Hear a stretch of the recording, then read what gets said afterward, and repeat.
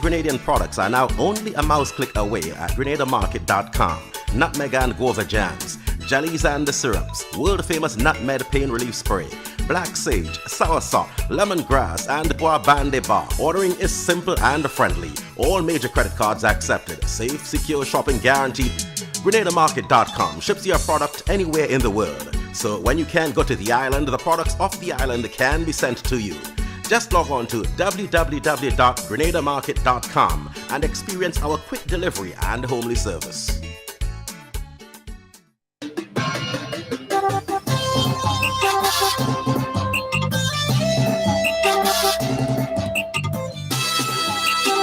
Hey, good evening, one and all. What's up? What's up? What's up? What is up? What's crack-a-lacking, my people? How you guys doing? Welcome to Ride Along Live. For today, it is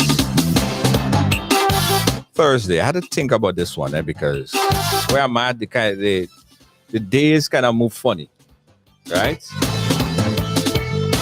Yeah, the days kind of move funny. For the whole week, I'm thinking that today was actually Tuesday. Yeah, I had to think twice about it. It's Thursday. Happy Thursday to everyone. Welcome to Ride Along Live. Of course, my name is Junior George. And today, guys, continuation of a very sad situation that occurred yesterday. Now, yesterday we had very preliminary information. Very, very preliminary information. The incident just happened recently, like half an hour or so after we put it up. So we didn't have much information. But today we learned a whole lot more. Yeah, today. Yeah, it's Thursday. Today we learned a whole lot more about what happened, what transpired aboard the Harbor Master. Earlier, I took the drone and I ended up taking a flight over the Harbor Master. It is docked right next to the Port Authority, right there. It's right there. And aboard this ship yesterday, what happened was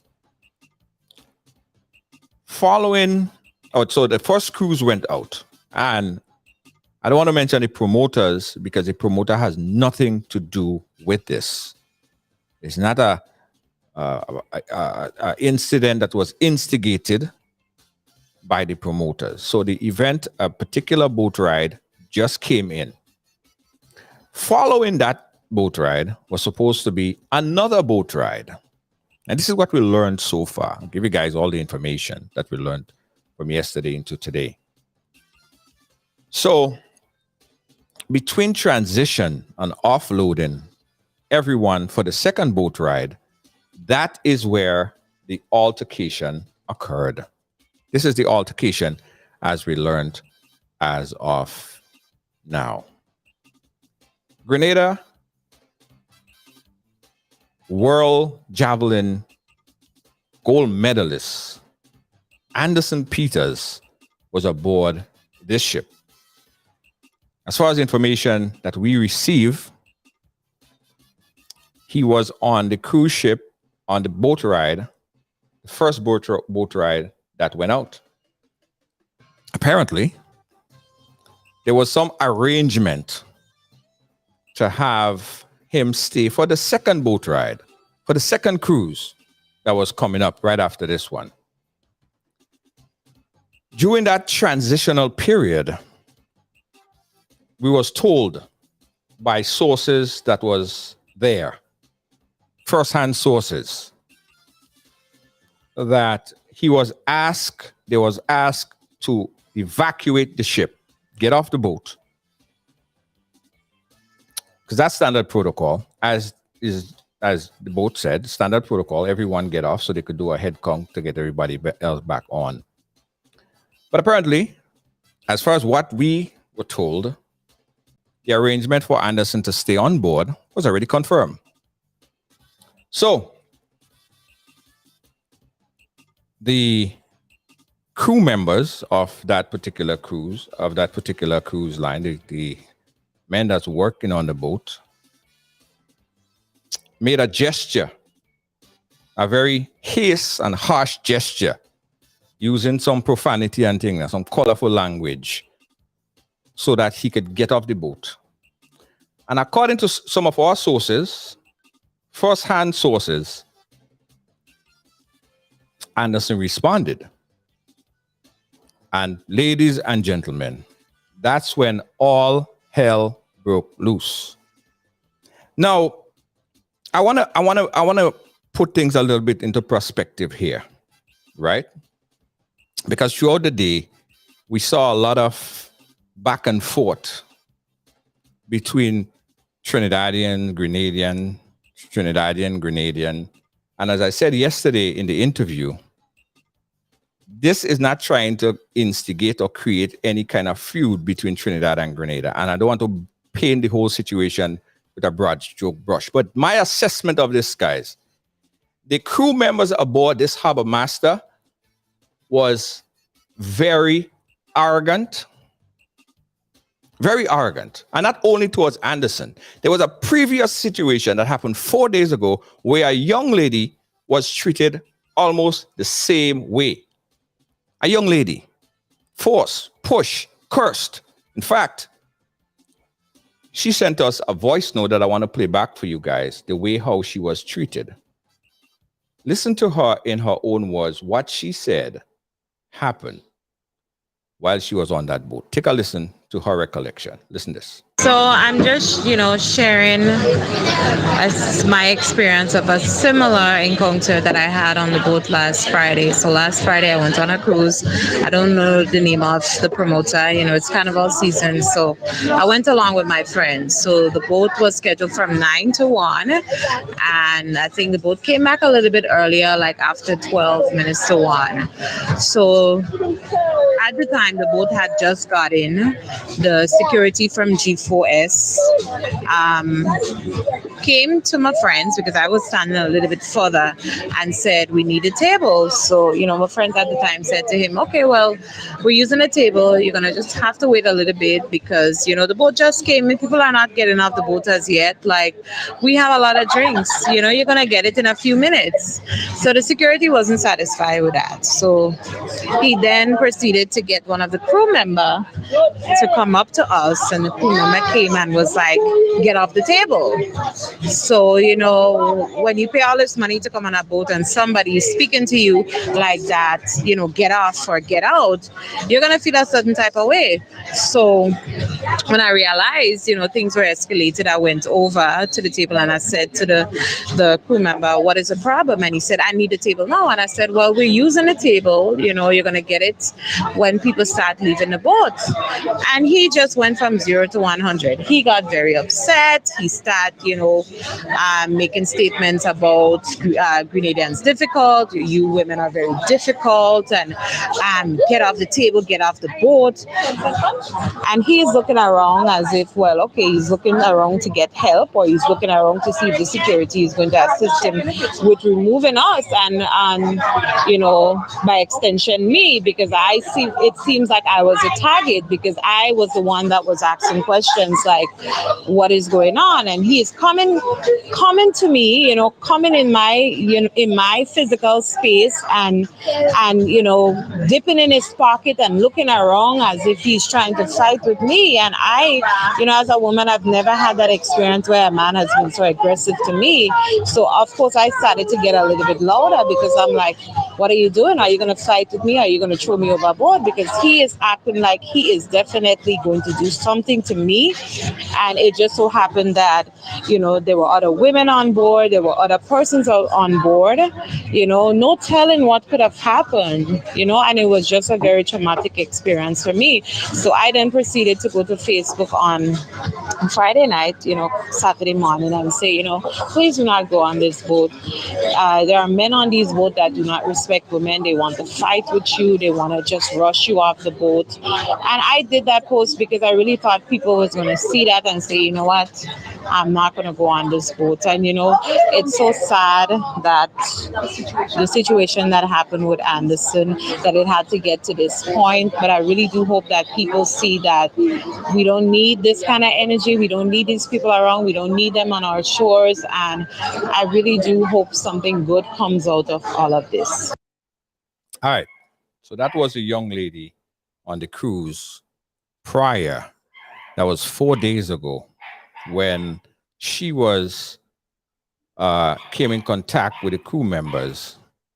So as far as our reports, again, as far as some of our reports stated, the crew member, after Anderson was told to get off the cruise, and he basically said to them, well, you can't effing talk to us like that. As far as our reports from bar maids and folks that was there, that's when the fighting started. We saw a portion of the video where there is tussling at the bar area that led up to the back of the boat.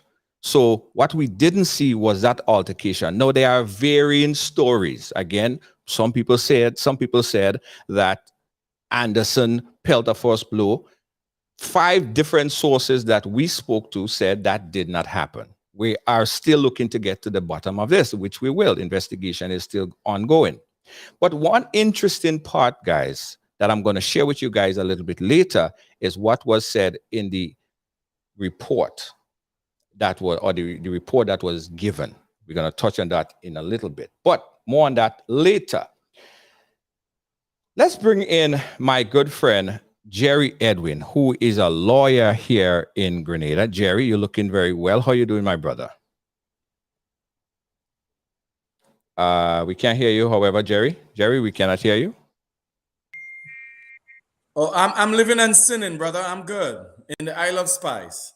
Absolutely, absolutely. Jerry, thank you for joining us to kind of put this thing into a legal perspective and give us some kind of legal education as to what transpired and what are some of the legal implications of this particular event right here. Jerry, break it down for us and your reaction to what you saw in the video from well, not a layman because you're a lawyer, from a legal perspective. What did you see? What's your reaction? I'll tell you, I was astonished because I was called last night by a dear colleague of mine, Brother Ewart Lane, and because he has been working with the club that Anderson from St. David's when Anderson first took up the javelin, and in fact, Brother Ewart Lane was responsible for enlisting a well-known Grenadian, Brother Earl Brathwaite, the son of Nicholas Brathwaite, who is himself a successful businessman in the tech sector up in Northern California. And Ewart was able to convince Earl to provide Anderson with his first javelin. In fact, when Anderson gave up track to participate in field events, the first javelin he obtained was from Brother Earl Brathwaite with the assistance of Ewart Lane. So Ewart called me last night and he asked me if I heard of this. Well, for this entire carnival season, I actually was playing mass in the garden. So I don't know what was going on. I didn't know what was happening outside of our farm. And then I saw the video and my reaction was really shock because not that Anderson is some person who is above the law or is not entitled or he's more entitled. But the undeniable fact is that Anderson Peters is a very special human being. There are only a few like him. In fact, he is a rare human being. And we should think of all our athletes, all these folks who are able to do incredible things within their sport. We can, and I'm talking about individual, I mean, to be able to do what he just did at the world championship in Oregon. I mean, the man raised the chest, as I said in another broadcast, he raised the nose of all Grenadians. He is a special person. And I mean, people like me and those of us on the air, we shouldn't feel bad when special people get special treatment because they deserve it. I think for something like this, you speak up, you speak with Brother Anderson. You say, Or anybody you say, for that matter. Mr. Peters, how are you, Mr. Peters? Can we speak to you at the back of the room? Somebody call the captain. This is Anderson Peters. Can you come speak to us in the back, please, miss? And then somebody pulls them to the back and they have a conversation. So I said they handle the man like he's cheap luggage. And I tell you, I felt I felt disrespected as an individual. Seeing that someone who has made me proud over the last several weeks. I mean, I became a bigger human being as a result of persons like Kirani and certainly like Anderson Peters. And the way he was handled, it's like, I mean, I was shocked. I was shocked to see the way he was handled. And I tell you, that's why I do not go to a lot of these public events. Because, Brother Junior, if I were there, it would be a different headline. It would have been athlete and lawyer break bones of Trinidad crewmen, you know, and then they would have to charge us. So I don't really see the humaneness from people who are providing a service that they handle this. I'm really disappointed. The truth and the fact about it is, Jerry, I would assume that anyone who is going into that field of customer service, because it is a big customer service task, that they have to be specially trained. There have to be some level of training that one have to attain. And one of the main training I would assume is that the ability not to escalate a situation, but de-escalate a situation, not to encourage fight, but to pat fight, right? Of course. One would expect that. Especially during the carnival season, people are having alcohol. I understand that in preparation for the World Championship, Anderson did not even smell alcohol for 2 years. Yeah. So and what we know of this young man is that it's out of character for him, what we know. I'm not saying behind a closed door somebody wouldn't do something. I am saying that what we know about Anderson Peters is not the person that he was made out to be by these people who threw him off unceremoniously, as though he's a bum. From the vessel. I mean, I'm really disappointed by the way that the situation was handled. Absolutely. And you know, as I said, I was speaking to a boat owner in Trinidad and Tobago, and I was asking him, I said, listen, I want to understand about that training, right? He explained to me that this is as a result of a change in the training protocol in Trinidad at the moment. There was certain training that had to be required by individuals before they get on this ship, but that was somehow taken out. And so captains and fishermen and people in this particular cruise was forced to now pick up people, like not get people with appropriate training and certification, but just get people that have seaman certification to just get on the boat. So that takes away a lot of customer service. So how Go ahead, sir. So how so how do a country or a sovereign nation or even a place like Grenada ensure that cruise ship that comes to its shores to provide this type of service are have adequately trained individuals so that to not have situations like this anymore? Well, that's the other side of this, right? It is to what extent the organizers of our Spice Mass activities, to what extent are they obligated to ensure that service providers meet a particular standard? Right. Granted, that is not as easy as it sounds. In the way we treat these festivities, it's like a free for all. If you and I want to get a boat and put it out there and rig it specially for carnival, maybe we can once we meet the once the port of Grenada has given us a license to do that. I don't know if Spice Mass required the organizers of Spice Mass required any particular certification from these foreign, because that's what they are, out of state service providers. So were they obligated to train them up to a standard? Did Spice Mass drop the ball in allowing persons to come in and hold these massive events? Because I was told that these were back-to-back cruises every day for 4 or 5 days, right?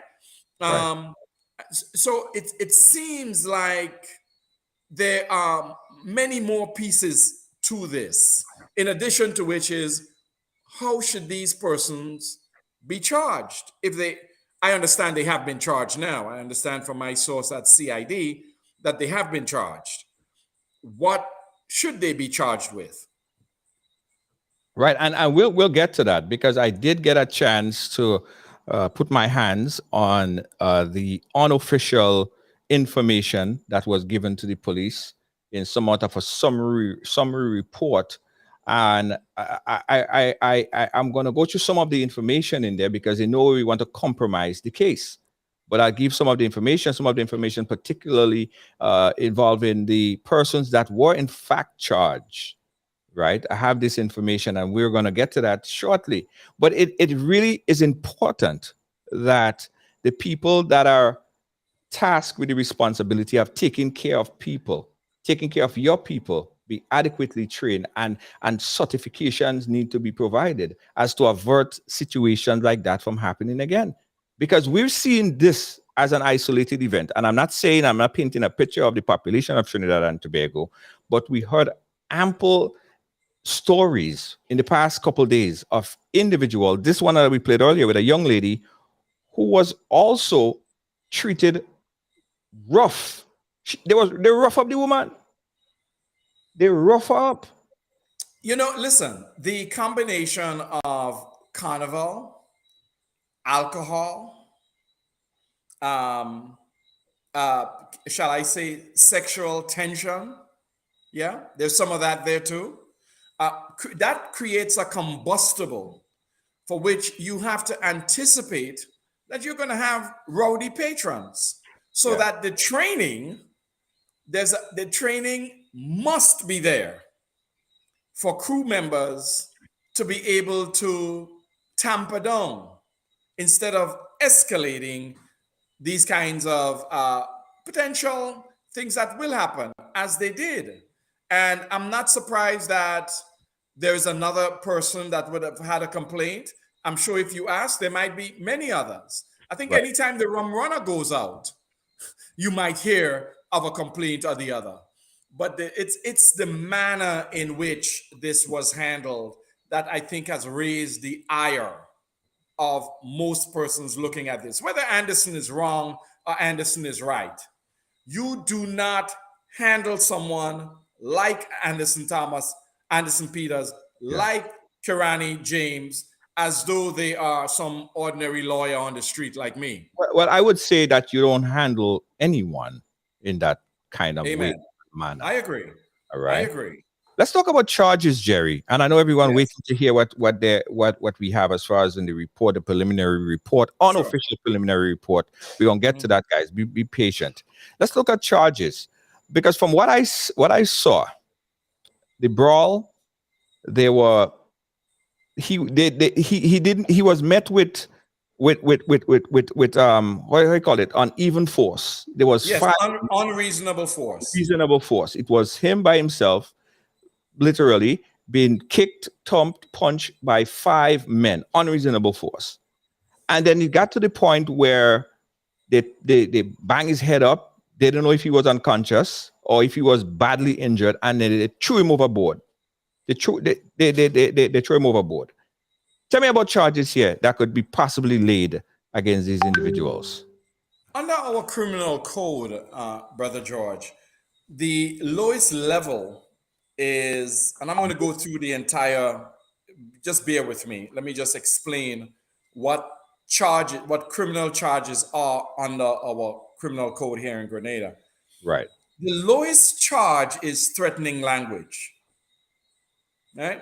So if you tell somebody, I'm going to throw you so and so off this boat because you are I don't like the way you're carrying on, and this person feels genuinely threatened and there was no reason for that to happen, they actually can be charged under a certain section of the code, of the criminal code.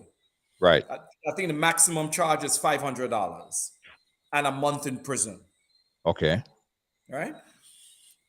Then you have assault. And assault, contrary to the way it sounds, an assault does not require touching. Mm-hmm. You could grand move somebody. Boy, why you don't move your so and so? Right. And the person feels, oh my God, I'm in fear. Right. That's an assault. So that's the second level up. And as you move further north, the charges become more serious. Yes. After assault, you have causing harm.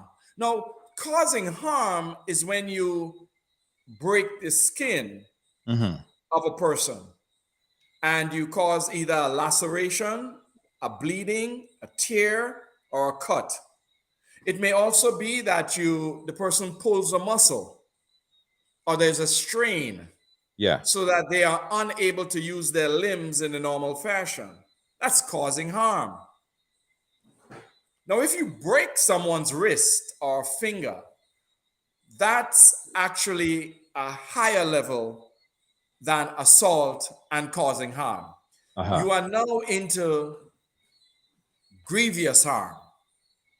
Now, there's a level of grievous harm that is indictable, that may go to the high court, or it's grievous harm that may remain in the lower court. Yes? So you break my pinky finger. Right. Or you strain my pinky finger.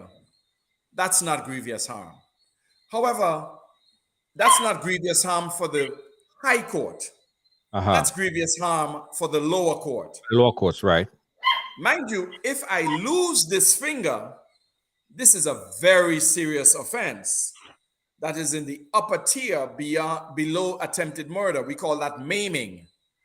But let's continue. We started with threatening harm, threatening language. We went to assault. Causing harm, that's when you actually cause a bleed or there's a laceration, a swelling, causing harm. There's a swelling. Yeah. If I'm unable to flex my knees or my arm to throw the javelin, if I cannot do that, I'm definitely in causing harm beyond assault. Right. And of course, I mentioned the two grievous harm. It may be that if Anderson is so impaired in using his arm so he cannot function and do what he ordinarily can, right. The argument is that is grievous harm. The fines are $3,000, but below $5,000.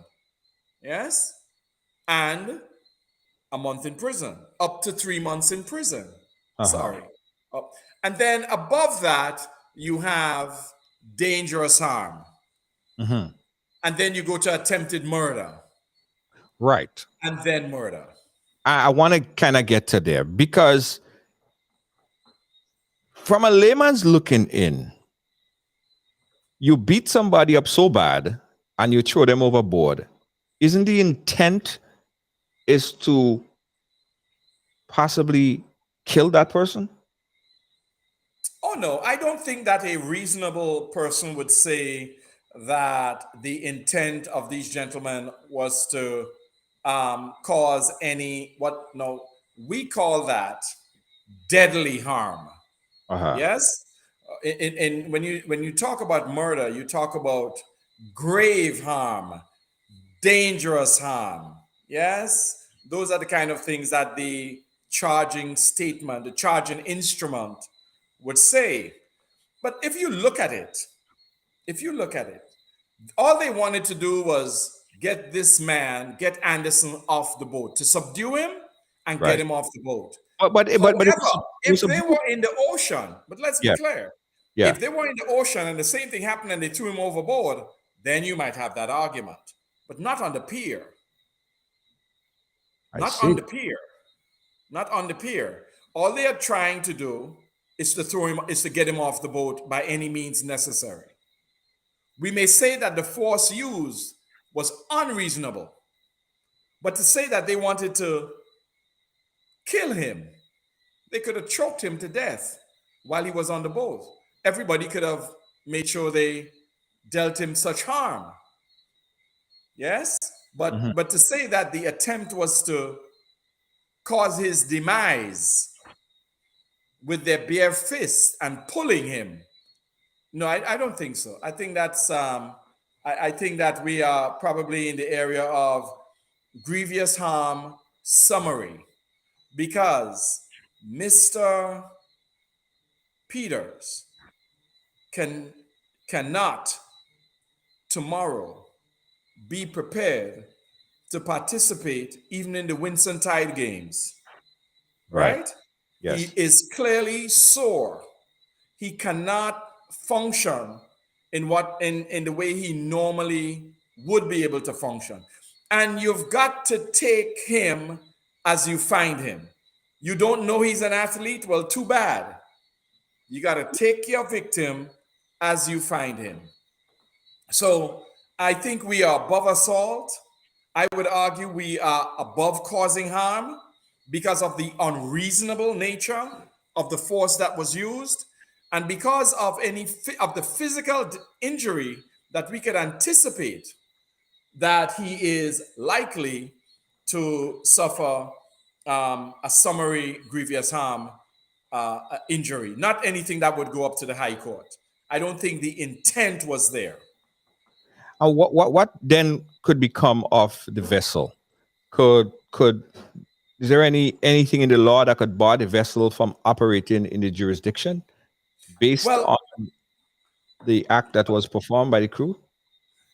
one, we have this theory in the law that says if, and you would know it for those people who are in New York, like yourself, you would know that when a policeman, for example, injures or causes the death of a civilian, you actually don't sue the officer. The action is brought against the state Right. because the state is determined to be that person's employer. Right. Yes? I think similarly, one can make the argument here that the failure, and it would be an action that would be grounded, say, in negligence. You can say that the negligence of the employer in selecting persons who, from what we have seen, appears to be untrained, unprepared. And that failure to train resulted in the treatment and the unreasonable force that was used against Anderson Peters. We call that vicarious liability. I don't want to use too much multisyllabic terms, so I'm just sticking with lay language. Yes. But vicarious liability is the legal term that is used whenever an employer is sued for the way in which the employees treat with a particular person or a situation. But this is a little more complicated because now you're talking about a boat. Now, there's a section of the law called admiralty law, yes? Right.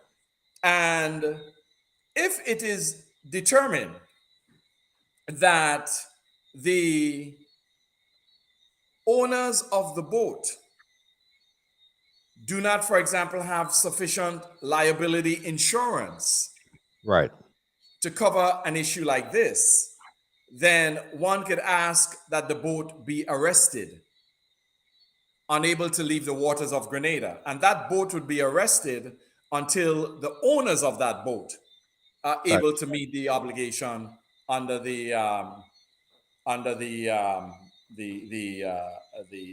claim that is brought. Right. Guys, again, we're chatting here with Jerry Edwin. I want to get a legal perspective. I know that you guys are very impatient, and we are going to go through the preliminary information that we receive from our sources. There's some information that I think that would, but just some information that would release officially. That's unofficial release of this information. We have it, the names of the individuals, and some of the things that was said after they were taken into police custody. But gotta wait for that. All right, guys are impatient. This is education on the legal system, and it's important. And Jerry's not looking for work. Jerry's telling it as it is. Oh, somebody said I'm looking for work. For work. Jerry, what you see is what you get. He's like McDonald's. He's what you see is what you get, right? So there are two cases right now, Jerry. There could be two cases. There could be a civil case, and there could also be a criminal case. Let's talk about the civil case. I know for a fact we could confirm that the civil case is right now being handled by my good friend Mr. Sylvester. All right. Yes. That's all the information we have as it relates to the civil case, right? The criminal case, no, actually going after the individual or going after the harbor master boat company itself. Who is the civil case going after, or would be going after? One of the first things you learn when you're in law school, regardless of which law school you attend. I went to St. John's in New York, and every law school on tort law always asks that, well, they always teach you that when you sue a person, if you have to sue two people, right, one person is probably more guilty or more liable in the civil law than the other person. This person broke your foot, but he doesn't have any money. Right. This other person drove him to the spot to break your foot. You bring the action against the person who drove him there. That's just the law. I mean, it makes sense.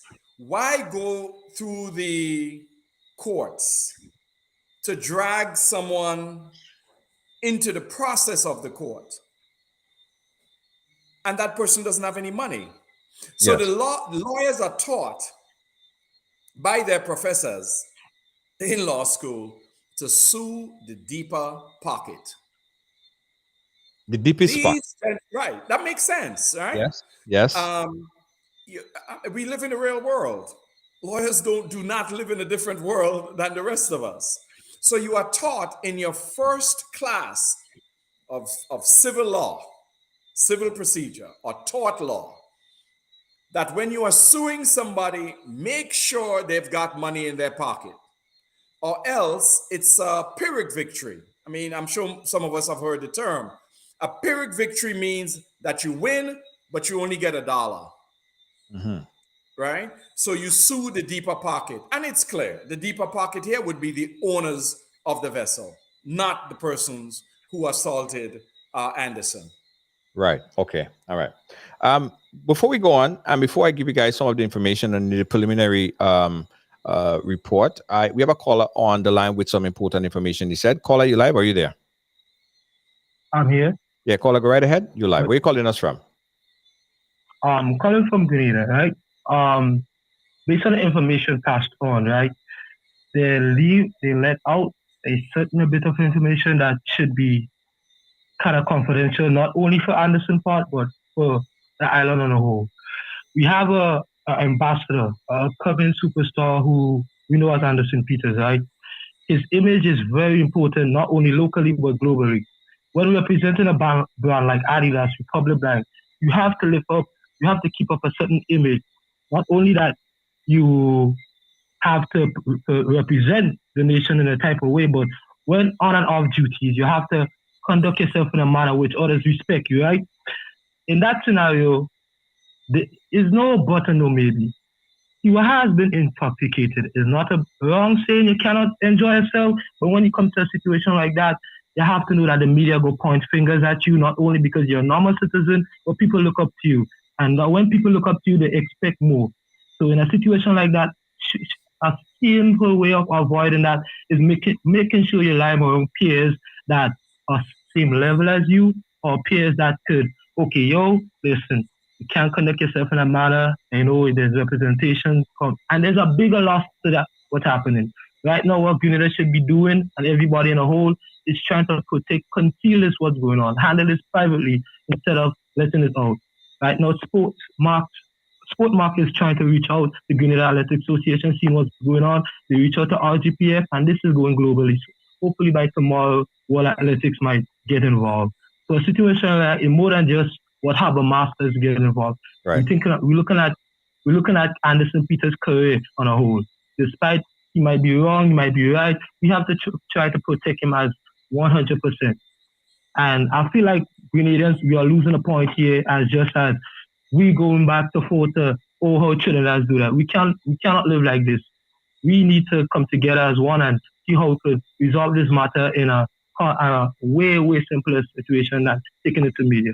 That's all I have to say. All right, thank you, Paula. Thanks for your input. Let me just go give you some quick information, preliminary information. Again, guys, this is preliminary information that we obtained as far as the report states. And the report states that the police officer went on the scene. In fact, we heard, and that's not on the report, we heard before the folks from this arresting officer went on, there was 3 other officers that went aboard the ship, and they really didn't know or felt like they needed to arrest anybody until some other officers came on, and that's when they were pointed, they were told exactly. So some of the crew that was on board was pointed to exactly who and what occurred, and then the second batch of officers made the arrest. So when that second batch of officers made the arrest, they left, they arrested, they brought back to the police station 7 individuals, right? 7 individuals.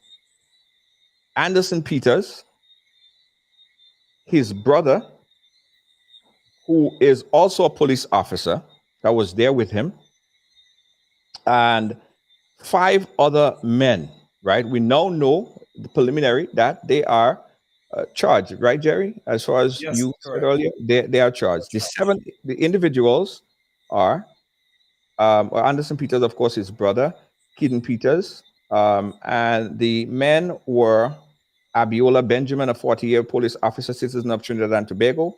We also have John Alexander. Now, in all the cases, all of the individual that was arrested was given a medical form. And Jerry, you could please try to tell me why is that? Yes. And Anderson, of course, was also given a medical form. Right. Whenever it must have been that those men were in. One of them is a police officer Right. His of brother. the TTPS, the police Right. service in Trinidad. Yes. Now, Yes. I am sure that he is aware of the law.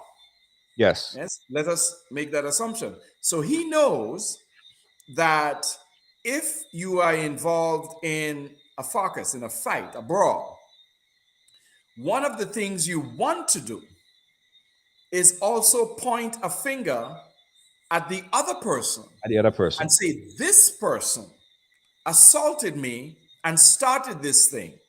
Right. Now, in order for one to be charged with, remember I told you, harm, causing harm, or grievous harm, or maiming, or dangerous harm, it is important to have a medical form to explain the injury that you suffered. Mm-hmm. And that is why a medical form was offered to those persons on the crew, because they know, at least one of them, we can reasonably assume, knows from experience that if you get a medical form, it substantiates your own claim that I was attacked by Anderson Peters. Right. Okay. So the police officer, the Benjamin 40-year-old police officer, citizen of Trinidad and Tobago, he complained that he was slapped. Okay, there you go. That's Yeah. right. On the Yes. preliminary report says that he complained that he was slapped. Yes. Yes. Right. No, we don't know. There are no cameras on board the ship, which I find to be a little surprising. There should Right. be cameras on board. I mean, look at the boat itself. I mean, you see how big it is, right? How many crewmen did they have for the hundreds of people? 5 crewmen, maybe more. Right. I don't know, but at least in the minimum, they should at least have cameras. It's for the security and safety of your guests. That's who these people are. These persons who board these vessels are guests. Yes, and they ought to be treated in that way, even if they are unruly. Yes, so that's why the form was given to them. It is for the sole purpose of substantiating an allegation that I was slapped, I was punched, I was kicked by this other person. You have a video. The video has gone viral now, right? Mm-hmm. But we actually, at the time, don't know what happened. The men get these forms. So you can be sure that whoever they get to represent them, that person will say, listen, I have a medical form here saying that I was injured. Yes? So Right. you cannot now charge me and not charge the other person who caused my injury. So there was John Alexander, a 54-year-old from Arima. He was also given he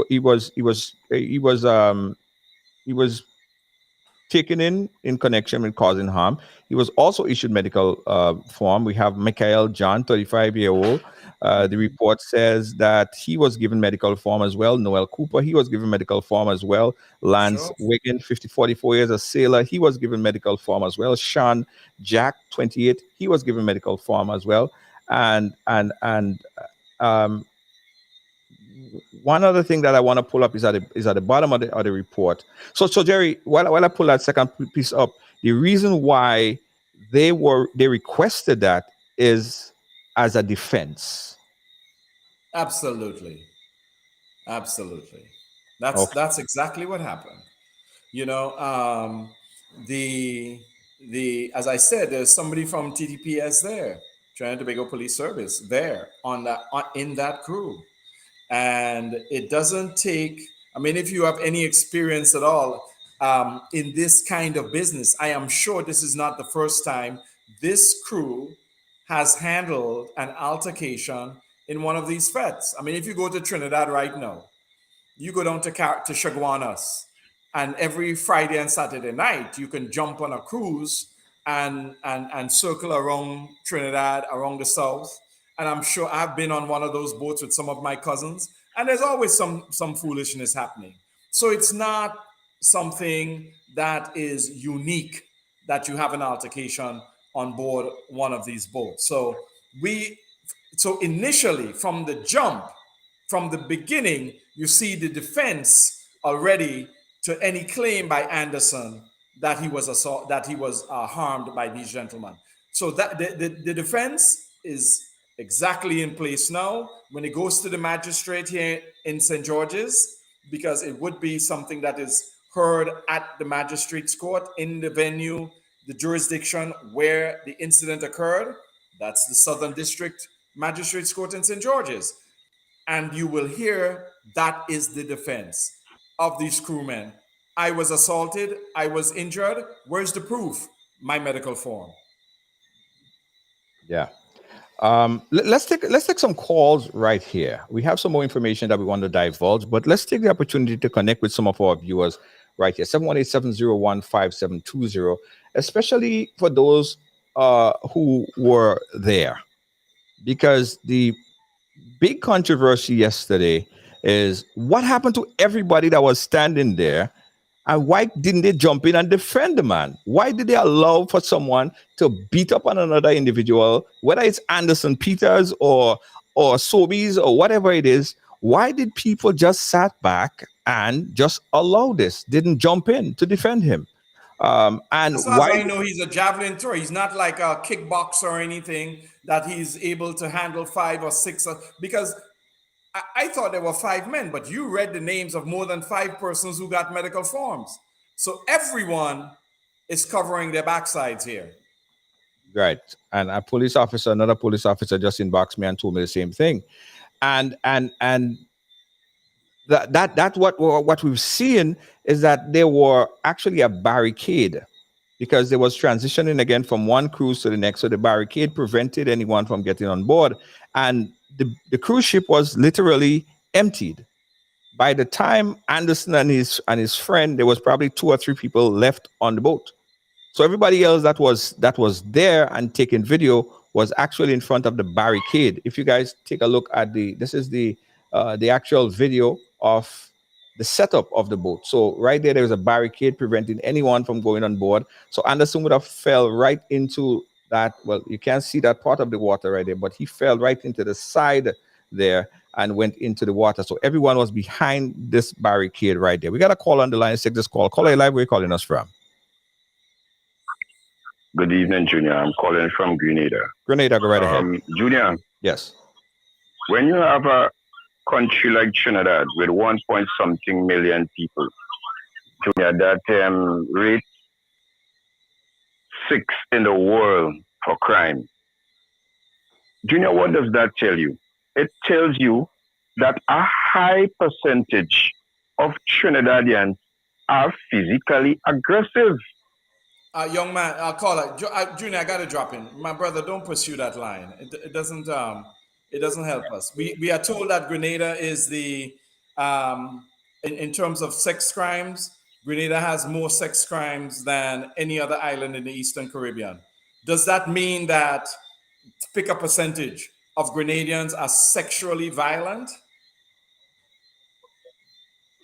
It may mean that a high percentage of men in Grenada are sexually violent. And if that is the case, then so be it.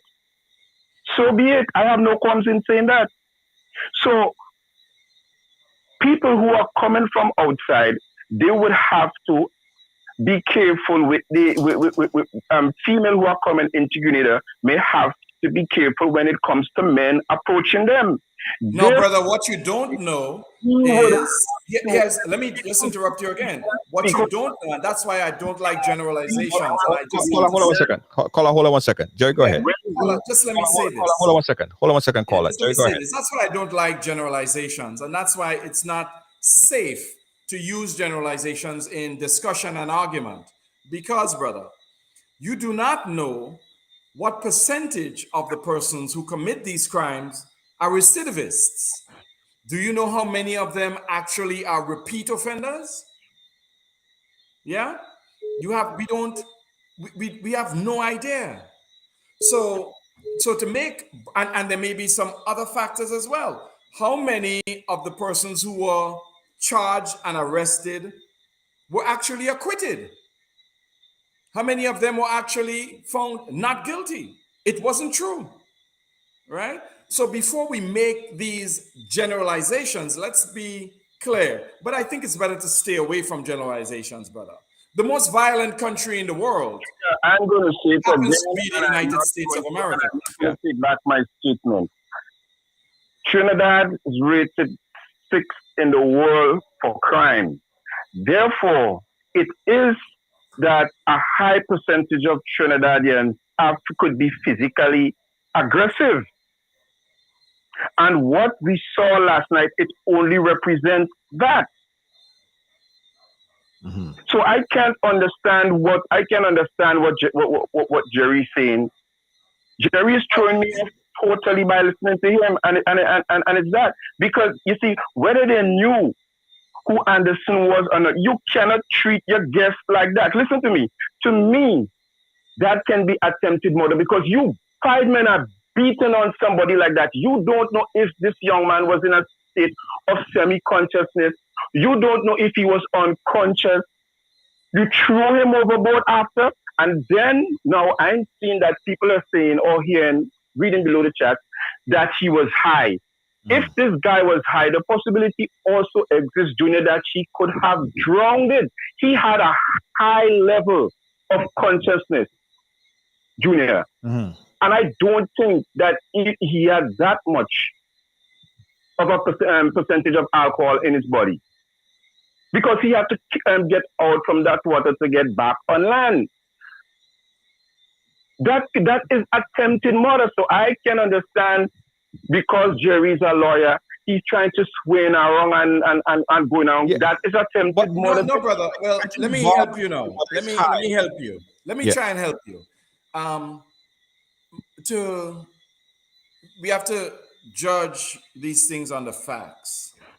And one of the requirements for a charge of non-capital murder is the intent element. Intent.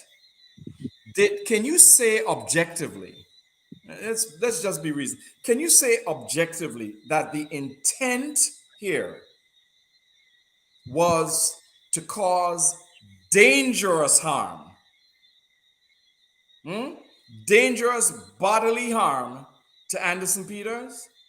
As much as I disagree with what happened, as much as I wish I were there to just put a good thumping on these boys who attacked one of our national heroes, as much as I wish that it was me taking the blows for Brother Anderson so he can go and win another gold medal and make me happy, right? It does not objectively raise this attack up to the... Now, we are passing grievous harm. We're passing dangerous harm. We have now gone to... We're at attempted murder. Yeah? I don't think objectively, brother, that they were trying to kill Anderson.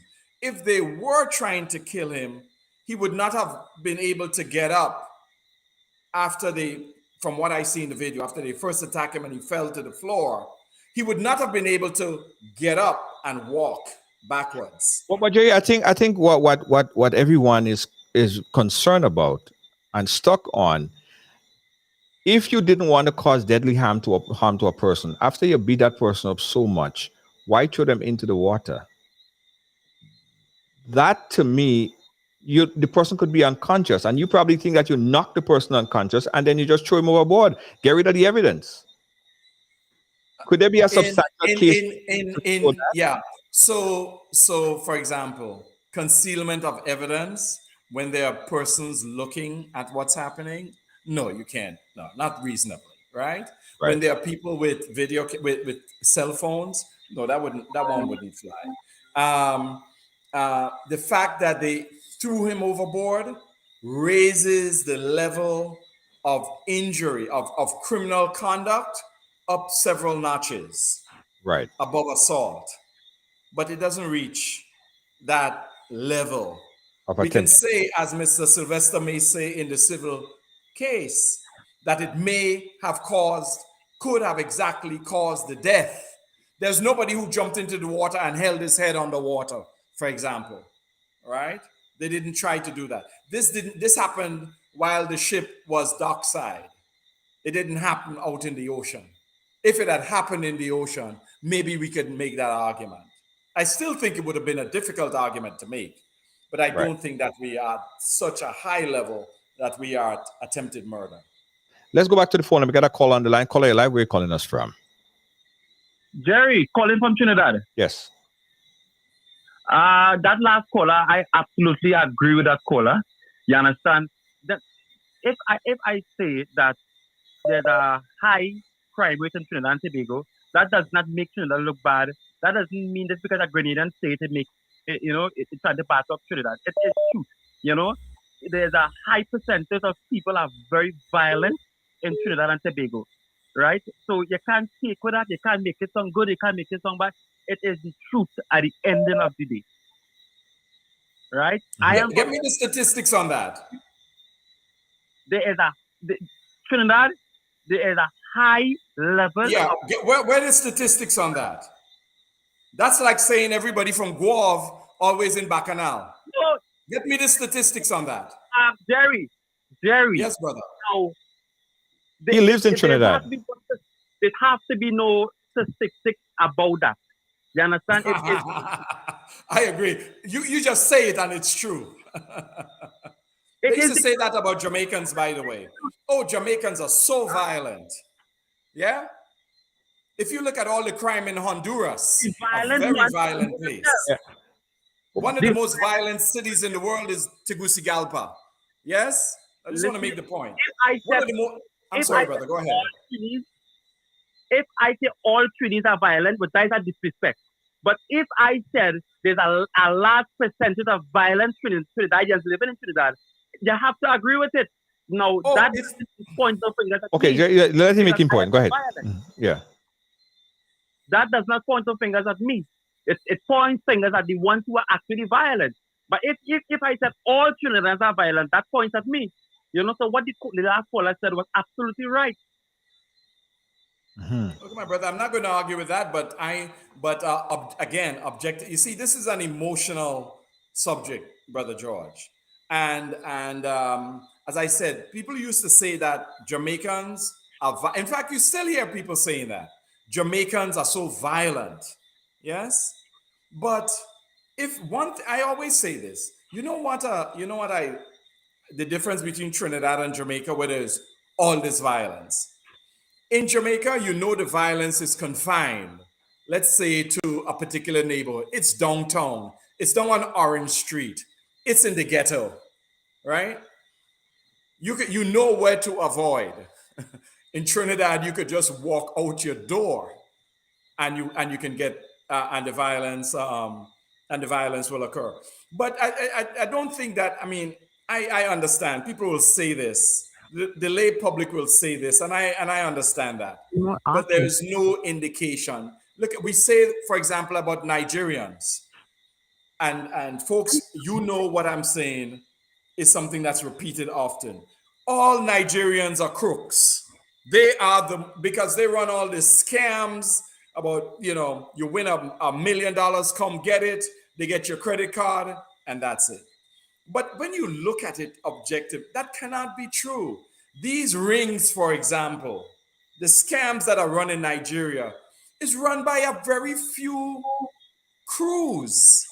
Yes? If you look at the violence in Trinidad, the violence in Trinidad is confined to particular persons with criminal records. In fact, if there is one universal truth, it is that crime is committed by persons with criminal records. There are very few persons who have never committed a violent offense that get hauled in the courts. That is objectively true. Anyone who lives in the courthouse like I do will tell you that. Yes? So you may have a one-off. Somebody gets angry and they do something that's a criminal act.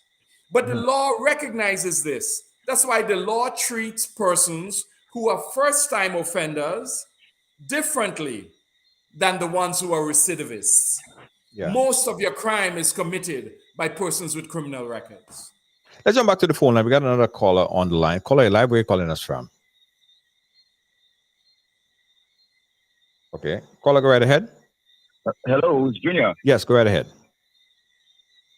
Yeah, I totally disagree with your guest, Jerry. Okay. Because what he's saying there don't make sense at all as an attorney. You telling me someone beat you up on a boat, throw you overboard. What they throw you overboard for? That's the intent. The intent is for you to jump. What you throw you overboard for? For you to go get a bath? I don't understand. I don't understand this attorney at all. Like he don't making sense. Yeah, but I think in Jerry defense in explaining this, I think Jerry is looking at it from presented. If a lawyer had to present this case to a judge, the bar the bar is set so high for attempted murder, it would be difficult to present a case that would actually get a conviction on attempted murder. Because every lawyer, when you put your case together, every lawyer is saying, okay, what case could I actually win on this case? Like you could say murder first degree, but could you actually prove murder first degree, right? So the bar is set high. There are certain things that need to be in place in order to be attempted murder, in order to be murder, in order to be assault. So from Jerry's perspective, and I'm listening to him as a laid person, I think he's taking it from the perspective of what are some of the what do you have to present? What would he have to present to prove attempted murder in this case? And it would be difficult from his perspective. But he said though, he said that they have to have intent. What the intent is when they throw you overboard? What was the intent? Brother, look at the four corners of it. If I may, please, respectfully, look at the four corners of it. Where was Brother Peter's unceremoniously thrown into the water? Can you tell me where? They throw him in the overboard in the water. Yes, exactly. Where did this happen? Hold on, Jerry. It don't matter where it happened. Once where the water is deep and it could jump. That is attempted murder. It don't matter where you have to be in the ocean, is in the sea. The water is covered. I know it's a difficult thing to you see. We have to you see. I want to throw these persons who attacked Anderson. My brother. I've been honest with you, man. The way you're talking there, it seems to me like you want a job with the Trinidadian to defend them. That's what I understand, and I respect your perspective. I would not correct you. You're entitled to your opinion. Right? To accept the call, press. Yeah, go ahead. But please bear in mind, if the intent was to cause the death of Brother Peters, they would not have thrown him overboard, right? Because they could have killed him or attempted, use their term, to kill him right there on the boat. Yes? Why throw him overboard? I guess, Jerry, that is where people you have to really understand the law and proving your case to exactly. fully. Yeah, yes, that's the thing, huh? Yes, it's about proving the case. Yes, it's about proving the case. If I represented one of these men, right, and the charge was attempted murder, I mean, do you know? I mean, you've bypassed grievous harm, dangerous harm. Attempted murder is 20 years in jail. Grievous harm is 10 years. Dangerous harm, 15 years. Yes? In St. Lucia, attempted maiming is life. Yes? Mm-hmm. So you want to be very sanguine about it. The law is, I would say, cruel to victims. Yeah. To victims. But the law tries to be just in all cases. It doesn't actually come out the way we would like it. Right. If we are a victim, we wouldn't like it. Right? If we're a defendant, depending on how we are charged, so no, very serious. Let me put it this way. If Anderson's neck was broken or fractured when he was tossed over the side, attempted murder, you bet. Would have been easier case to prove. All right, let's jump back to the phone line. We got a call on line. Caller, your live. Where are you calling us from? Right. So I don't want to be too much against Jerry. Jerry, you seems like a professional lawyer, or however it may be. But you may be a professional lawyer, but you do not know the mindset of human beings. You may watch a You're right video, about that. watching a video, you watch by watching a video that doesn't show the mindset of a human being because you don't know Correct. when they pushed him off, you don't know what they were thinking. They could be thinking anything. Now, Correct. I am as a human being. If I know if I push you, you could end up dying. I wouldn't push you because Correct. my mindset said that if I push you, you might break your neck or something may happen to you. So I wouldn't push you. So if I see that there's water there or there's a culvert that where you could hit your head and you could die accidentally, why would I push you unless I have the intention to for something to happen to you when I push you?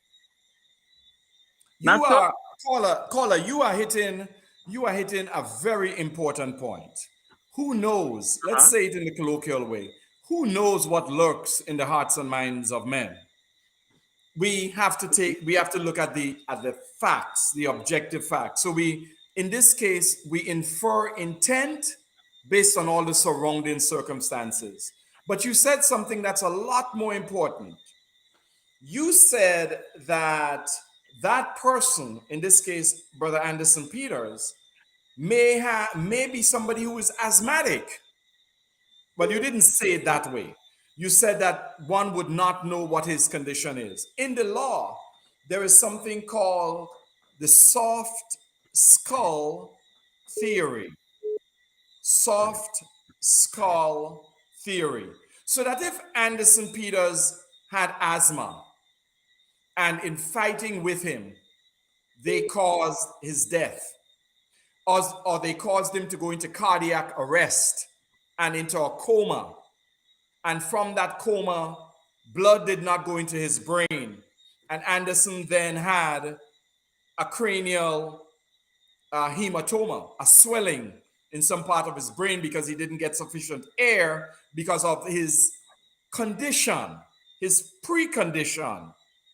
That's the point you are raising, and it's a very important point in the law. We say What you're trying to say, what you take your victim as you find him. Yes? So what you are saying is actually something that the law recognizes. And so you have to look at the circumstances in the round. Yes? what I'm telling you, what I get from you is that what you are saying is that whatever they did to him is not enough for the law to press charges on these men. No, brother. You came in late. What I'm saying is that it's not enough to press a charge of attempted murder. I think that they will be charged. In fact, they have been charged. And that charge may either be causing harm or grievous harm. I think by throwing him overboard, they can be charged with grievous harm. Right. That's the point I'm making. Right. Because what I'm saying, when it comes to out in the sea, that is a very serious matter. Very, very serious matter. No, they were not out at sea, brother. They were not out at sea. The ship was dockside. As long as the person on the boat, it is a serious matter at the end of the day. They're not absolutely, yes, of course. Huh? No, it was on the port. It was dockside. It was docked. Right, but the person was still on the boat. Absolutely, they were on the boat. So that's why the charge, I think it's beyond assault. I think it's beyond harm, causing harm. I think it's grievous harm. It should be the charge. Right. And that is to be determined by the DPP.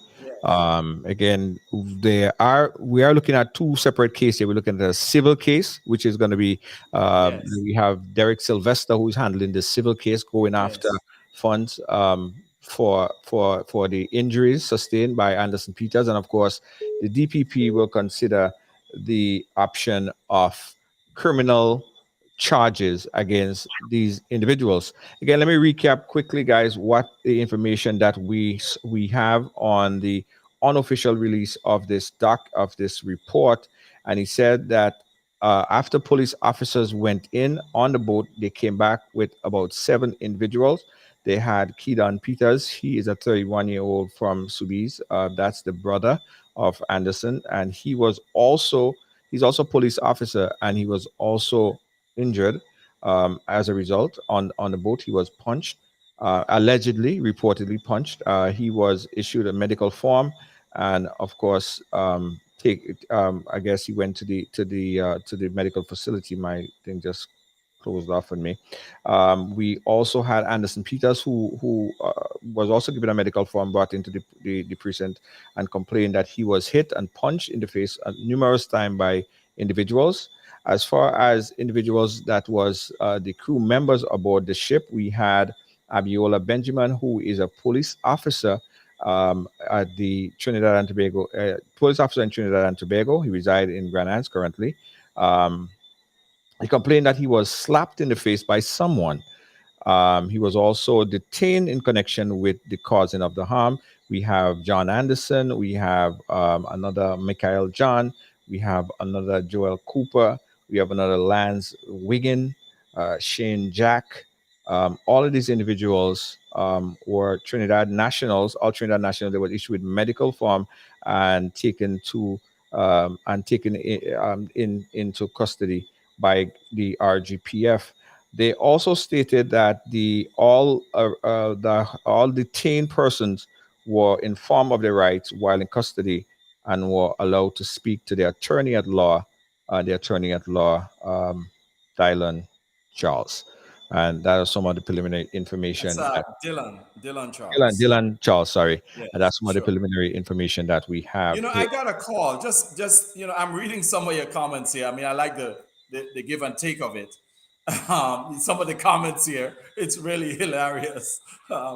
I represent there's some Trinidadians I represent who robbed who were accused of robbery in Co-op Bank in Carriacou a few months ago.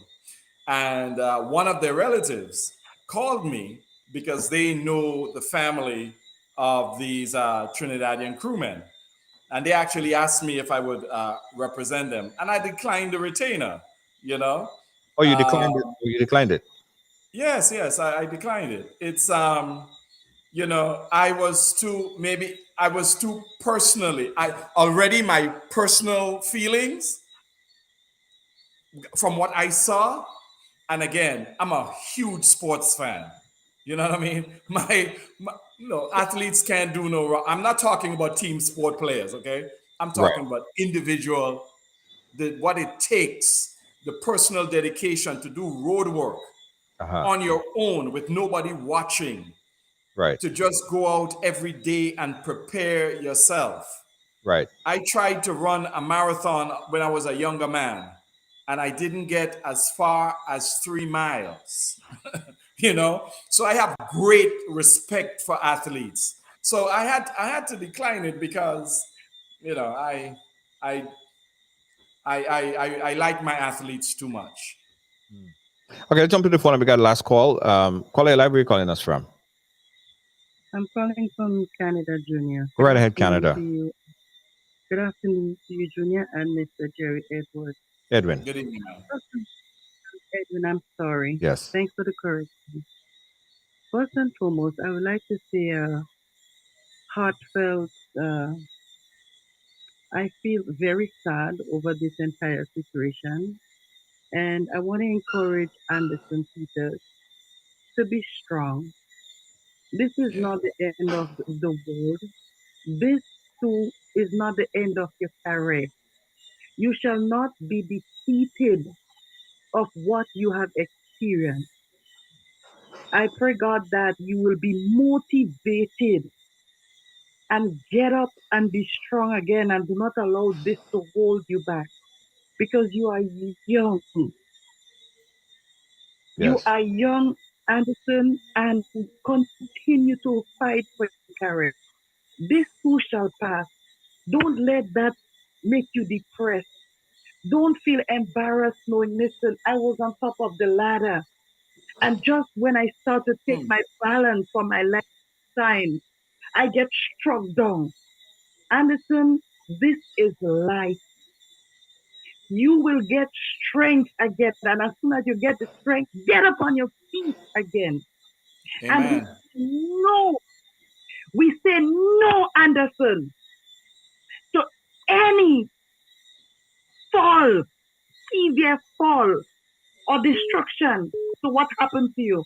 You will rise again and you will rise higher than the way you were before. Okay, Anderson, I don't know if you're listening to me, but get up, pick yourself up, and continue your life. It means that you have to start all over again, Anderson. Start all over again. Don't give this power to any downfall. You are young. You are an aspiring human being, and you will continue to be that star to shine for a lot of us to see. And I want to say, Junior, Yes. we are very fortunate for Grenada to have a, a generation of young leaders in all aspects. And for our young leaders, I don't know, I'm asking the Prime Minister, Mr. Deacon Mitchell, to pass something, make it law that when a national representative of Grenada has to go to any activity that can cause violence like this, that they should be accompanied with tight security. Yeah. This Well, shall not happen to Anderson Peters again yes. and no one else. If and he has to go to an activity like that, he must be assigned. Give him the respect that he deserves. Yes. Thank you, We have caller. young ministers like Mr. Queen's Britain, Yeah. Andy Williams. Yes. What if they want to go somewhere to a function? Yes. Yes. They too should be highly guarded by tight security. And let us learn from this situation. Make the best out of it. And even where Anderson Peters is right now, I'm asking the government and the Royal Grenada Police Force to let him be surrounded by security officers even now. Because Grenada Port is not safe. We don't know who these men are linked with. We don't know who could come in our shores and continue to target this young man. So I am asking with urgency to give him security right now at his weakest point. He's still in a defenseless state Yes, and he caller. needs to be protected. This is my contribution. Thank you, caller. All right, thank you so much. You're Thank you so welcome. much. I want to read a statement of the fly right here. It just posted, just shared with us here, and that was from the Honorable Prime Minister Deacon Mitchell. I'm reading for the first time, so pardon me. Fellow citizens, is like he says like so many of you. I too viewed the video of the altercation that involved our national sport icon, an international champion Anderson Peters, and I am alarmed and troubled by what was shown. The fact still is unknown, but the person involved are currently assisting the police with investigation, which we expect to be swift. As the government, we unequivocally condemn violence of any kind on our citizens and visitors to maintain the posture and respect to different perspective and to okay, different perspective. I wish Anderson and all persons injured during this altercation a speedy recovery from the injuries sustained. May God grant you healing as a nation. And that was from the Honorable Prime Minister Deacon Mitchell, posted this earlier on his Facebook page. Guys, I want to say I want to also say that same as I said yesterday when I did this interview with Ian Allen, right? This is not a some kind of contention or war or feud that between Trinidad and Grenada. Listen, half of everybody in Grenada have family, cousins, brother, sister that live in Trinidad. We are a small nation and we have the same culture, same roots. We are one people. I believe this is an isolated incident, and is not of the fault of Trinidad and Tobago. It is the fault of the people that are not properly trained to be on such vessel, to deal with people. And that should not be from the core. A lot has to be done to ensure that this does not happen again.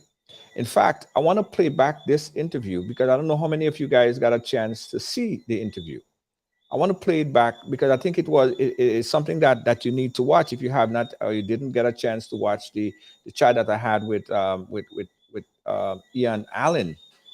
I'm gonna put it up and I want you guys to take a look at it. This was the conversation yesterday with Ian Allen. I looked at the video. Yes. And I'm very outraged by what I saw.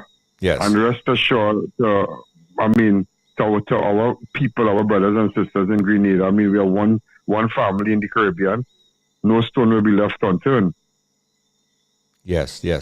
Ian, you're on the ground in Trinidad. What kind of service? People are saying that the harbour master is known to have problems in terms of the customer service. You do a lot of these reports. I can't say. I've never really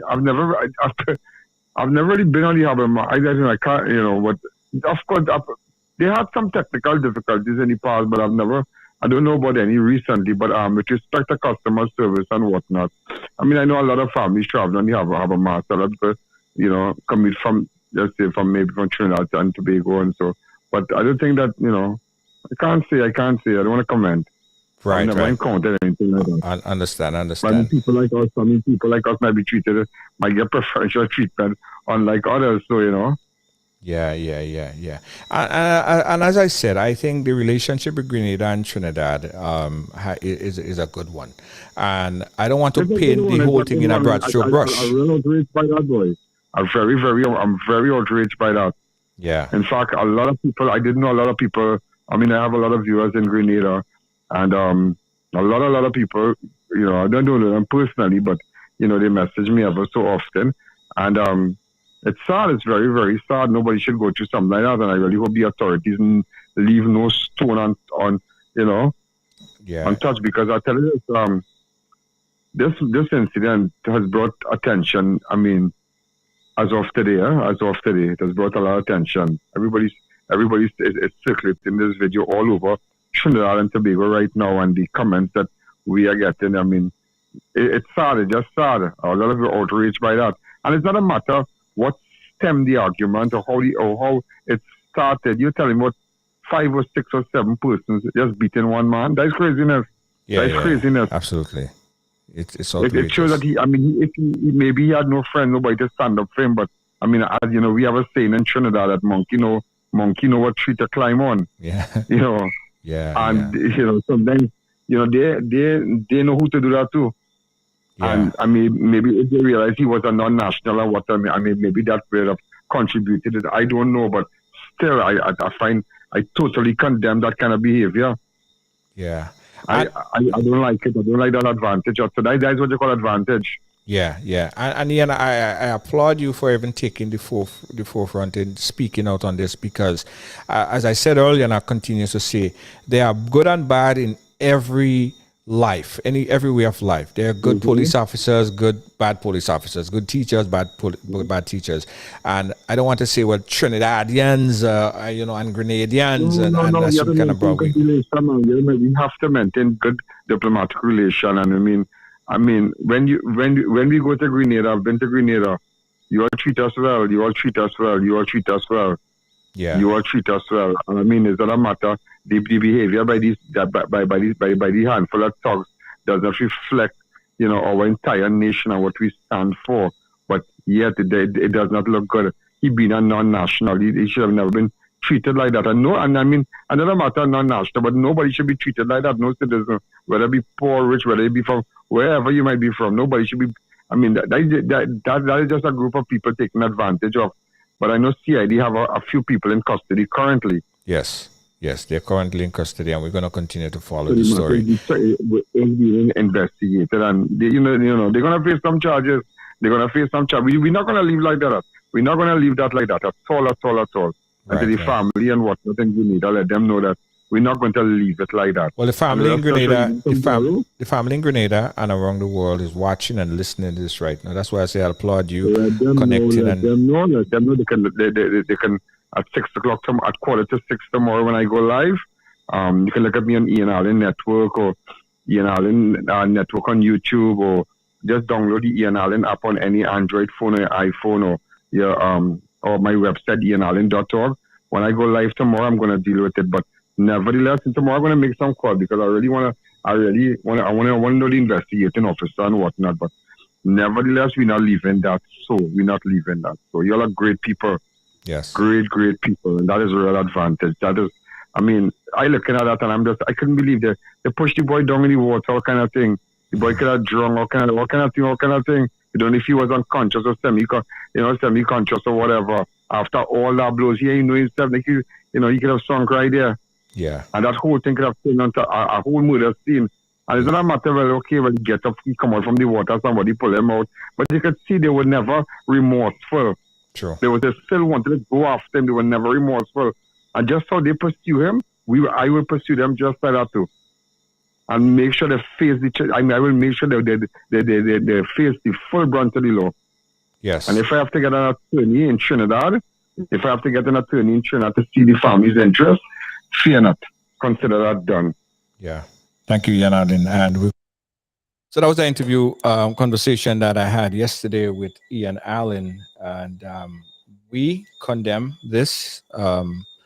No one should be treated like this, and he said it in his own words as well. But I think that relations need to maintain between Trinidad and the rest, Trinidad, Grenada, and the rest of the Eastern Caribbean. I think that this is an isolated event. Not every Trinidadian, and I haven't met I haven't met any Trinidadian who is supporting the efforts of what was done to Anderson Peters. People are not cheering this on. There might be few that have some status, but the majority of people are not in support. The majority of Trinidadians are not in support of what happened here yesterday. Jerry, we went way over time. We want to get some closing ideas, closing thoughts on from your perspective, from your legal perspective.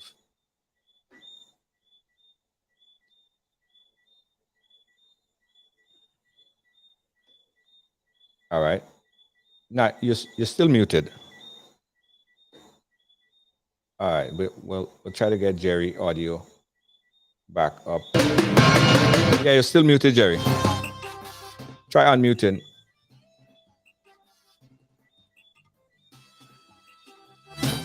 All right, now we can't hear you. All right, so just wave for everybody. We'll read your mind from here on. Thank you so much, Jerry. All right, thank you. Thanks again. All right. Let's take this last call and we'll go for closing remarks. Caller, you're live. You're a final caller. Go right ahead. Hi, good night. Calling from Trinidad. Trinidad, yes. Hi, good night. What occurred with Anderson is really ridiculous and an embarrassment to our country. It's like, you send your children out, with persons, right? Right. And they just show up their bad habits in public. You understand?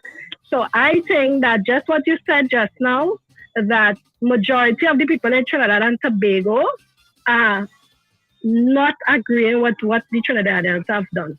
So that alone goes to show that just a handful of persons in Trinidad and Tobago are the rogue elements.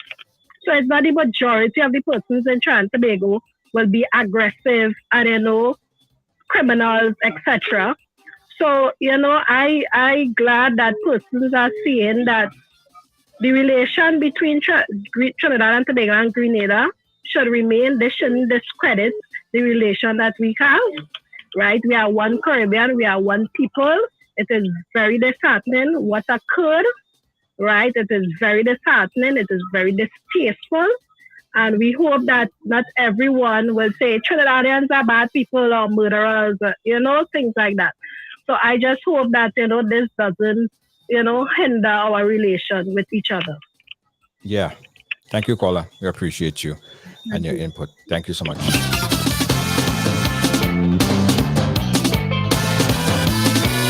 Hey guys, once again, thanks for watching. Thanks for being a part of our programming. Today we're going to continue to look at the story. The story is, there are so much more information that will come out within the next couple of days.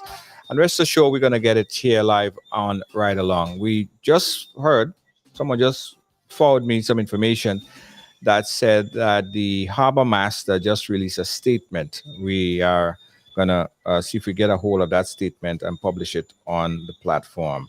I said last call. Now we got one more. Got a caller. Caller live. We call. For more options, press star. Caller live. Where you calling us from? Oh yes. Good night. Good night. I'm calling you from the beautiful, peaceful Spice Isle. Yes. Beautiful, peaceful Spice Isle. How you doing? Yeah. I'm really sorry that I joined later. I kind of overslept. Yeah. But my piece is this. From years now, I have been calling on government to implement a visa restriction on Trinidad. Trinidadians are extremely violent. I mean, you can't say that. Oh gosh, I ain't gonna take that. Yeah, because you see. Give him a justification. Okay, go ahead. Give him a justification. Yeah. I'm following some of the Facebook page and every day, my God, is a shooting. And let me tell you this. What I find with the reaction is that, oh, I shooting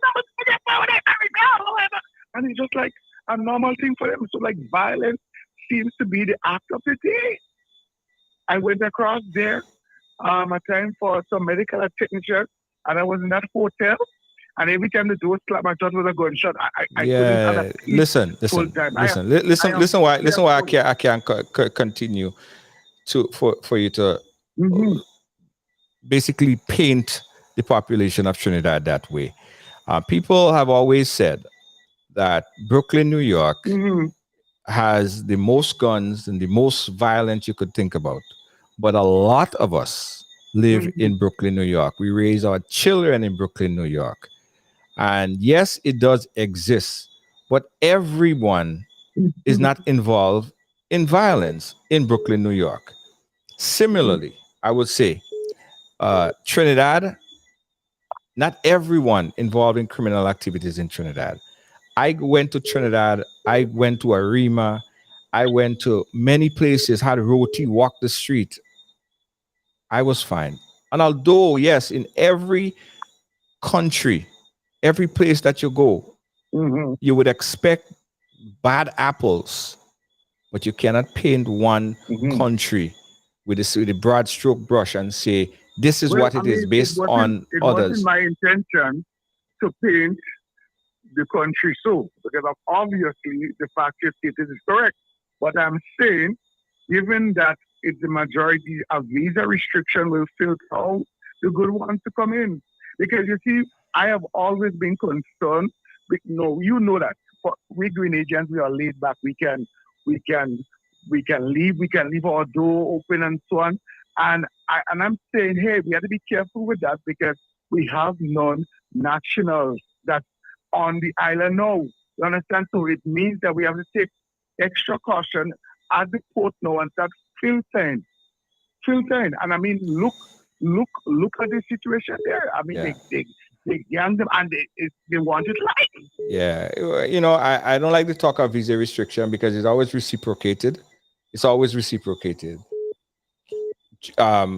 you say that for Grenada to have visa restrictions on Trinidad have visa restrictions on Grenada, and then all of a sudden you find all our Caribbean island, that free movement of CARICOM is restricted by visa, and I think it complicates life. Trinidad would love us to come. I mean, we're peaceful people. That is what we think. That is how we operate. We are peaceful people. Right. We are peaceful people, but it's a sad situation, and of course everybody would have a take on it. That is my take. Yes. Just wish speedy recovery for those who are physically hurt, and those like us who are mentally hurt as well. Yes. Thank you, Junior. Thank you so much, caller. We appreciate you. We got another caller on the line. Let me see if I could bring him in.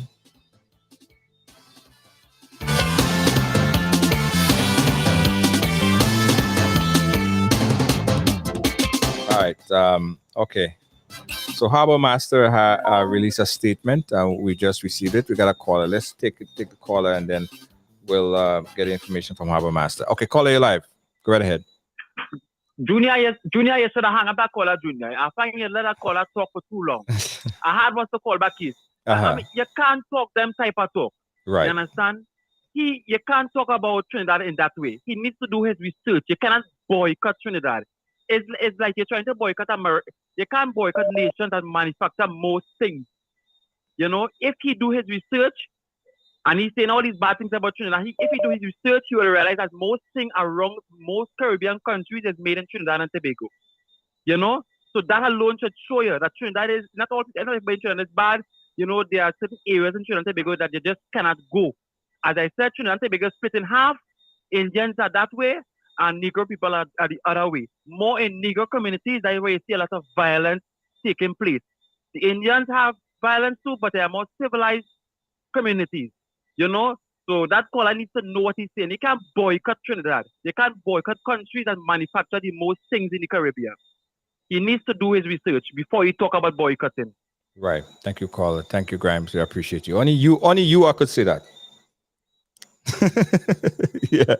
All right, guys. So we got a statement from the Harbor Master officially released, and they say for immediate release, they're saying that the recent violence on our ship involved with Anderson Peters is disheartening for to both our management and staff. We emphatically declared that we do not condone any acts of violence of any kind. We understand the public concern and the overall sensitivity of the situation. Currently, the full details surrounding the incident are still forthcoming, but we will be working with the relevant authorities to gain a clearer understanding of what occurred.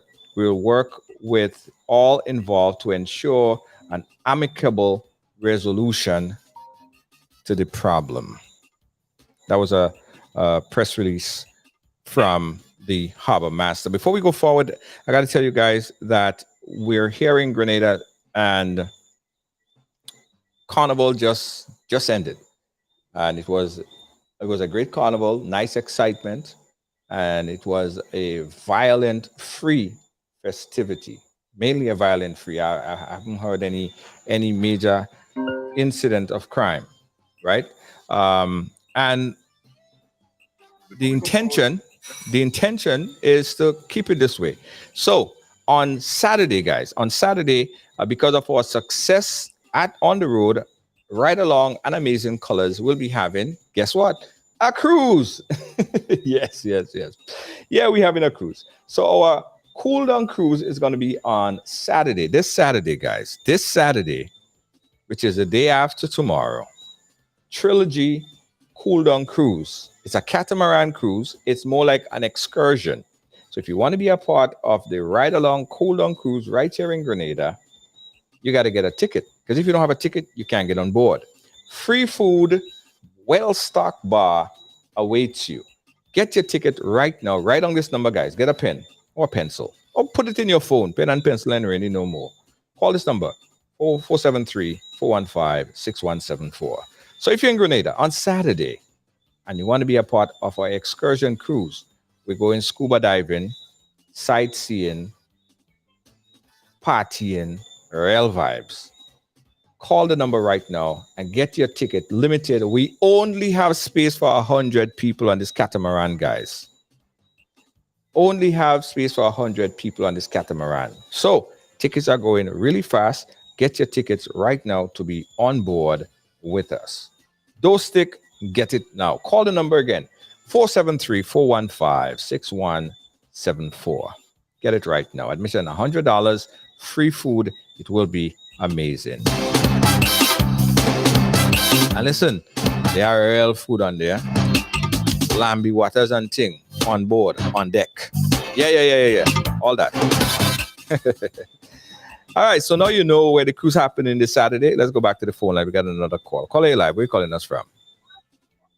Grenada. Grenada, go right ahead. All right, okay. Actually, I wanted to ask this question while Jerry was there. I remember earlier this year they had an incident in Lansing. I think you might know what away. A young man was hit by a vehicle driven by an Italian businessman. What is your update on that? With the Coast Guard, you're saying? No, remember down in Lansing, a youth man was hit by an Italian businessman. Oh yes. Yeah, I wanted to ask that question while Jerry was there, but I think he's supposed to be on the case. What's your update on that? Well, Jerry has left, but I'm in contact with the individual, and we are going to invite him on the program very soon to give his side of the story, and we will get an update on this particular case. But it's still a very sad incident that occurred, and I know the situation is still fluid because justice has not been prevailed. The case keep pushing back and right. Yeah. So I understand that the case being put for quite next year again, and I don't understand that happened. Yeah. But we have our eye on it. We have not forgotten about it. I'm in contact with the young man up to today. I spoke to him, and we will continue the story. Right? Yeah, because we need to get a wrap on these things. People seem to be just coming here and doing all kind of thing and getting away with it. We can't handle that now. Every time we work on things like that, Yeah, man, we got an eye on it. We're working on it. We keep our eye on those things. Thanks again, caller. Okay, thank you. Let's hope everything works out. Yeah. All right, thanks. Yeah. All right, so folks was asking, what boat? Oh gosh. Well, we on a catamaran. We're gonna be on Temptation Catamaran. We boarding in right at Grenadians. All right, we on a catamaran, Temptation Catamaran, right there in Grenadians. Sorry, Lord, I must say, did I say Grenadians? Scratch that. We on the Carnage. All right, we on the Carnage. If you need any information and ticket, call the number on the screen, guys. And all you don't have afraid to come on this cruise. This is Ride Along Cruise, guys. This is an excursion cruise. This is the excursion cruise. You don't have to be. This is Vibe Cruise. I'll be there. My whole crew would be there.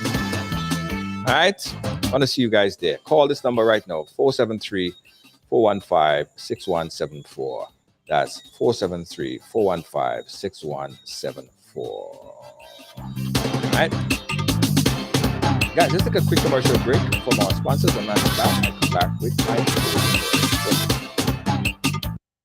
Grenadian products are now only a mouse click away at grenadamarket.com. Nutmeg and guava jams, jellies and the syrups, world famous nutmeg pain relief spray, black sage, soursop, lemongrass, and guavande bar. Ordering is simple and friendly. All major credit cards accepted. Safe, secure shopping guaranteed. Grenadamarket.com ships your product anywhere in the world. So when you can't go to the island, the products off the island can be sent to you. Just log on to www.grenadamarket.com and experience our quick delivery and homely service.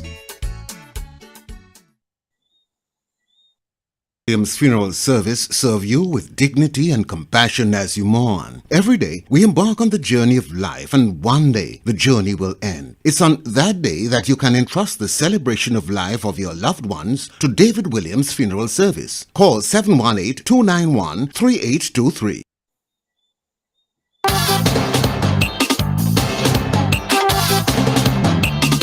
Also, guys, let me tell you about this.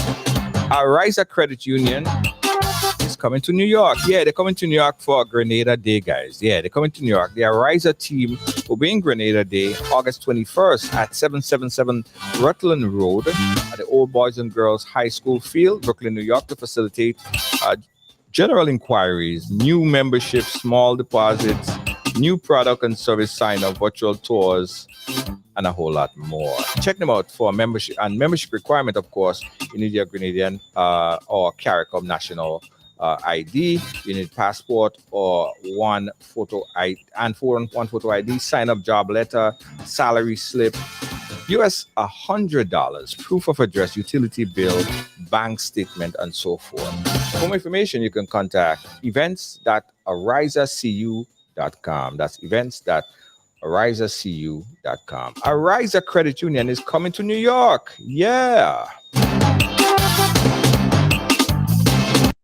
Chicks Export Limited, Toronto, Canada. shipping barrels and other cargo to Grenada in 3 weeks, including custom clearing and home delivery to anywhere in Grenada. They source, purchase, and ship new and used anything. Call or WhatsApp Eric, aka Greens, on 416-569-9755. That's 416-569-9755. Check us out on Facebook at Green Chicks Export or email us at greenchicksexport@gmail.com. Also, let me tell you about this, guys. If you're looking for souvenir items, if you're in Grenada and you're looking for souvenir items before you leave for Carnival, pick it up today, guys. Contact us right here at Ride Along. If you're in Grenada, and pick up your souvenir t-shirts, polos, button-up shirts, vests. Yeah, get it before you leave. Grenada branded t-shirts, polos, vests. Some amazing colors. Get it today.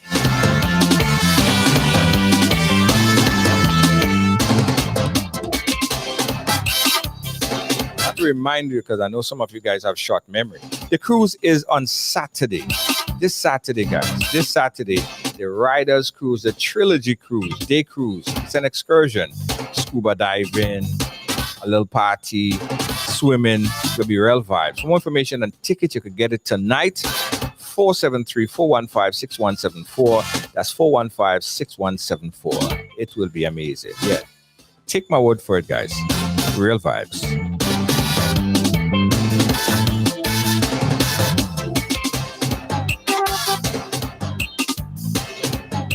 On behalf of all of our team right here at Ride Along Live, my senior executive producer, Lois JJ, thank you for holding it down. On the outside, we have Lynn. Yeah, how you doing?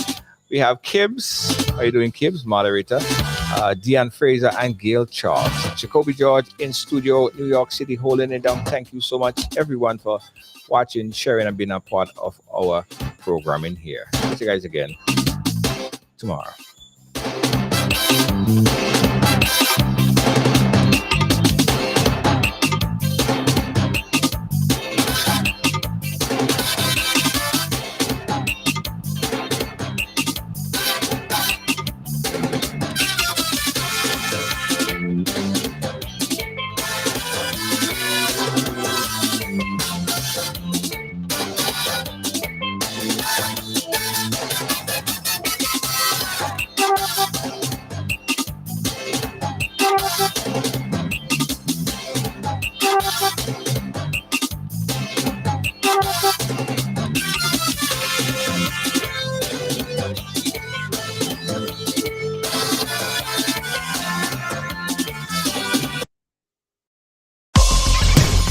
Right along, so it's happening here.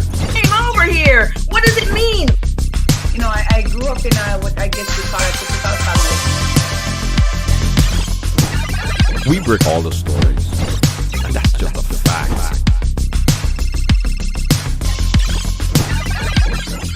And that's why everyone has a story to tell. Right Along Live, I mean, yeah, it's the real deal.